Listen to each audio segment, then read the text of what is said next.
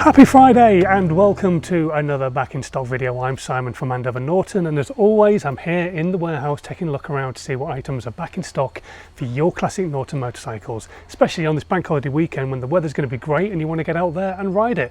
So let's take a look and see what I've managed to find. First up is the gearbox fixing kit, including the adjuster for the P11 and the P11A. That's part number 132180, and that's £43 and 14 pence including VAT.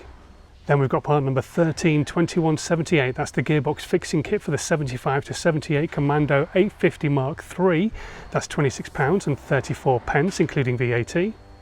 And the gearbox fixing kit for the 68 to 71 750 Commando, that's part number 132176, is £59 and 94 pence. We've got a brand new cast of the cylinder barrel for the 750, that's completely unpainted with a standard bore, and that's £895 including VAT. That's part number 061705/1 and part number 065074/1. The cylinder barrel for the 850, completely the same as the other one, unpainted with a standard bore, is £895 and 96 pence including VAT.